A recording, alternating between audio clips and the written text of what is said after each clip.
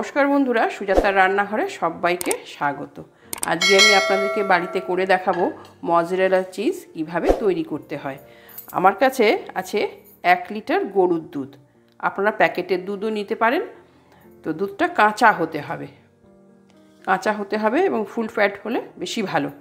আচ্ছা, এর জন্য কি লাগবে? বেশি কিছু লাগে না, লাগছে হলো এই ছানাটা, এটা কাটতে লাগবে হলো ভিনিগার। আমার কাছে ভিনিগার আছে, আর একটা এরকম ট্রান্সপারেন্ট র্যাপার লাগবে, আর লাগবে কিছু আইস কিউব। চলুন তাহলে ঝটপট তৈরি করে নিই। এই দুধটা আমি বসিয়ে দিয়েছি এবং চুলাটা জেলে যে একটু গরম হবে, মানে হাত ছুঁইতে পারবে এরকম গরম হতে হবে।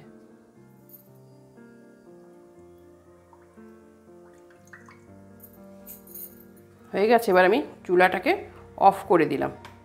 চুলাটা কিন্তু আমি বন্ধ করে দিয়েছি। এবার এর মধ্যে আমি ধীরে ধীরে ভিনিগার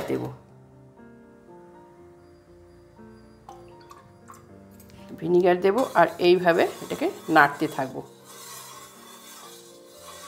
আর চুলাটা জ্বালানো যাবে না, দরকার নেই আর। আবার একটু এরকম দেব, আবার এইভাবে নাড়ব।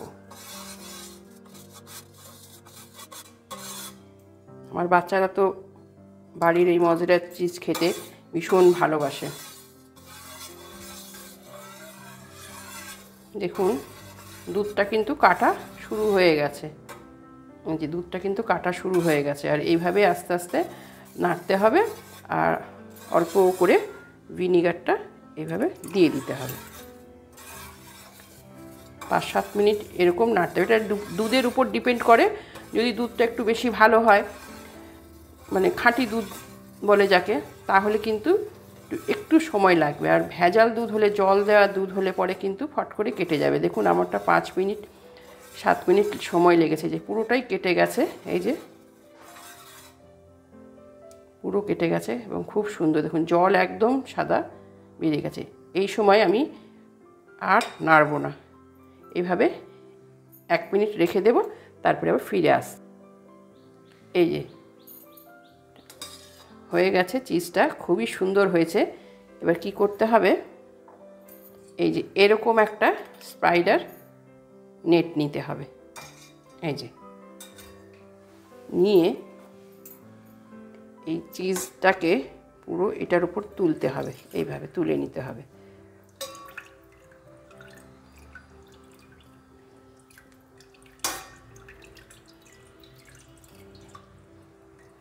এটা কেটে যাওয়ার পরে 2 মিনিট রেখে দিতে হবে এই জলটার মধ্যে, কারণ তাহলে এটা জমাটটা বাঁধবে, তুলতে সুবিধে হবে।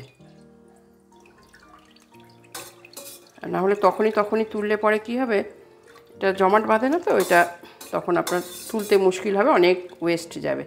দেখুন, আমি 2 মিনিট রেখে দিয়েছি বলে এটা এই যে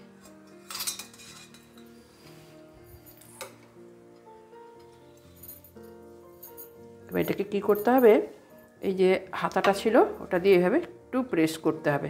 প্রেস করে করে জলটা ফেলতে হবে, এইভাবে।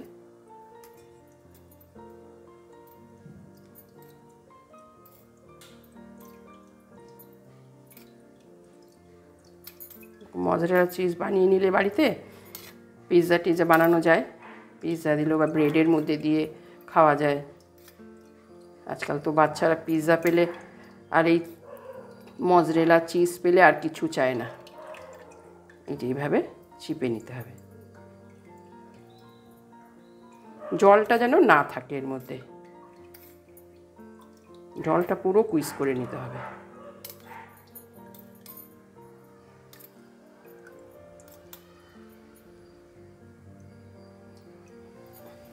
এবার এটাকে একটু হাতে নিয়ে এইভাবে, এটার মধ্যে কিন্তু আর নেই, সম্পূর্ণটা আমি তুলে নিয়েছি। এবার হাত দিয়ে এভাবে প্রেস করতে হবে, প্রেস করে করে এভাবে। জলটা যত বেরোবে চিজটা ততই ভালো হবে এবং বেশি দিন থাকবে। এটা আপনারা সপ্তাহখানিক 1-2 সপ্তাহ রেখে খেতে পারবেন। আবার এই জলটার মধ্যে একটু দিতে হবে এইভাবে, আবার তুলে নিয়ে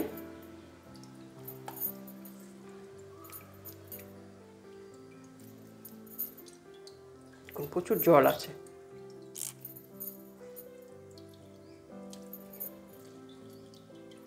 এইভাবে ভাবে মিক্স করে নিতে হবে। আবার এই জলটার মধ্যে আবার দিলাম,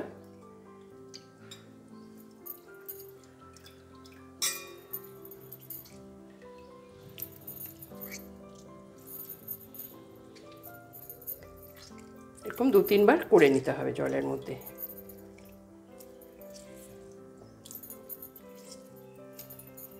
খুব ভালো লাগে খেতে।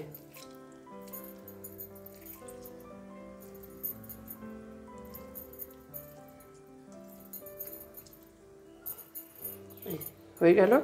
এবার আমি এই জলটা সরিয়ে দিলাম, দিয়ে আমার কাছে আছে এই যে একদম চিল্ড ওয়াটার, যাকে বলে বরফ দেওয়া ঠান্ডা জল। এটার মধ্যে এটা একবার এভাবে গড়িয়ে নিতে হবে।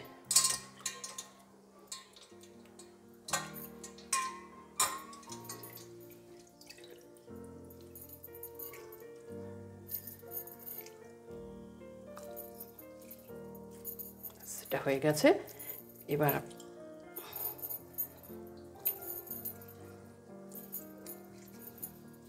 দেখুন কত সুন্দর হয়েছে। এই যে জল থেকে এভাবে তুলে নিয়ে আবার এটাকে খুব ভালো করে হুইস্ক করে নিতে হবে। আবারও বলবো, জলটা একদম রাখবেন না, এর মধ্যে জল যেন না থাকে।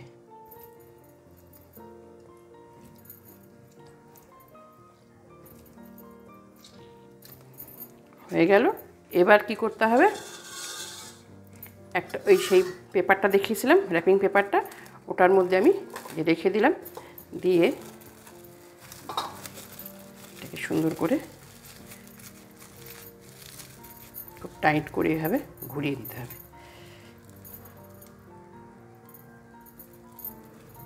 আমি এখন এটাকে একটু রেফ্রিজারেটরে রেখে দেবো। 2 ঘন্টা পর আমি আপনাদেরকে এটাকে কেটে দেখাবো। ফিরে এলাম আমি আপনাদের। এবার এই যে মজেরেলা চিজটা খুলে দেখাচ্ছি। এই দেখুন কত সুন্দর। এবার আমি এটাকে আপনাদেরকে একটু কেটেও দেখাবো।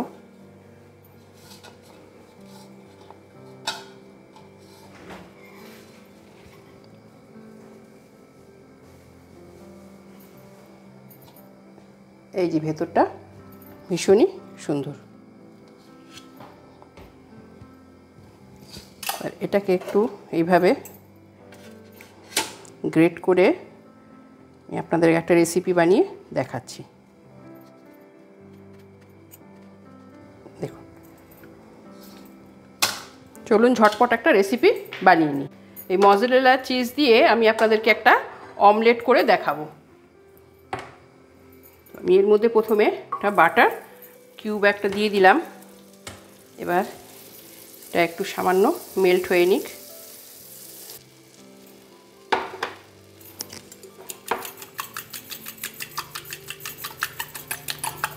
চিজ অমলেট খেতে ভীষণই ভালো লাগে, খুব টেস্টি হয়। আর বাটার দিয়ে করার চেষ্টা করবেন, তাহলে বাটার দিলে পরে জিনিসটা আরও ভালো হয়। হয়ে গেল। এবার আমার চুলার নবটা একদম লো করা আছে। এবার আমি ডিমের গোলাটা দিয়ে দিলাম। ডিমের মধ্যে শুধু নুন দিয়েছি, নুন দিয়ে ফেটে নিয়েছি। দিয়ে এবার আঁচটা মিডিয়াম টু লো করলাম।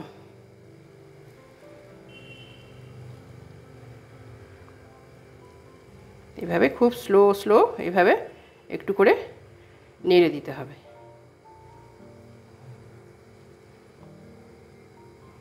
একটু হতে দিতে হবে। আর এভাবে আর গ্যাসের নবটা মিডিয়াম টু লো রাখবেন। আপনারা যে কোনো অমলেটে, ফ্রেঞ্চ অমলেট হোক বা এমনি অমলেট হোক, আপনারা এভাবে একটু চিজ দিয়ে করে নেবেন, দেখবেন খুবই সুন্দর হবে খেতে। আচ্ছা, এবার গ্যাসের নবটা আমি একদম লো করে দিলাম। এবার আমি এর মধ্যে সামান্য কিছু পেঁয়াজ দিয়ে দিলাম। সামান্য পেঁয়াজ দিয়ে দিলাম, একটু সবুজ পেঁয়াজ দিলাম, পেঁয়াজ পাতা, একটু ধনে পাতা দিয়ে দিলাম,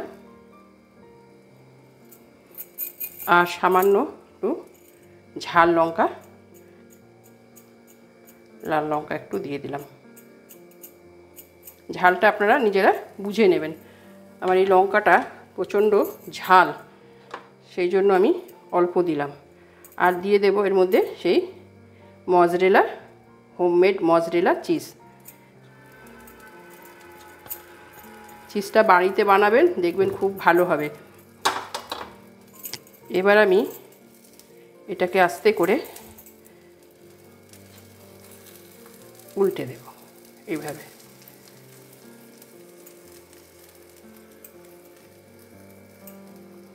এভাবে এক পাশটা হতে হবে। এবার এটাকে আস্তে করে আবার উল্টে দিতে হবে। এবার এটাকে আলতোভাবে একটু এইভাবে মিডিলে নিয়ে আসতে হবে। মিডিলে নিয়ে এসে এইভাবে আস্তে করে উল্টে দিতে হবে। ফ্লেমটা আমার একদমই লো আছে। এবার একটু 1 সেকেন্ড এটা ঢাকা দিয়ে দিলাম। ফিরে এলাম, অমলেটটা আমার হয়ে গেছে। এবার আমি গ্যাসের নবটা অফ করে দিলাম। চলুন পরিবেশন করে দেখাই। এই যে অমলেটটা আমার হয়ে গেছে, এবার পরিবেশন করে দেখাচ্ছি। এই যে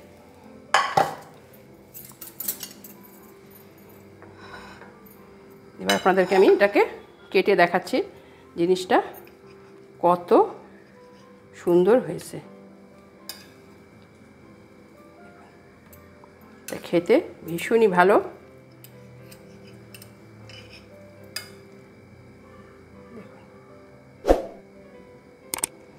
এভাবে আপনারা একবার করে খাবেন, দেখবেন ভালো লাগবে।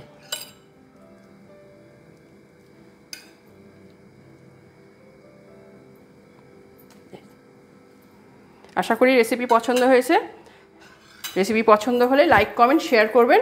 তাহলে আজকের মতো বিদায় নিচ্ছি। পরবর্তী নতুন রেসিপি নিয়ে আবার আপনাদের সামনে হাজির হয়ে যাব। ততক্ষণ সবাই ভালো খান, সুস্থ থাকুন। Bye bye.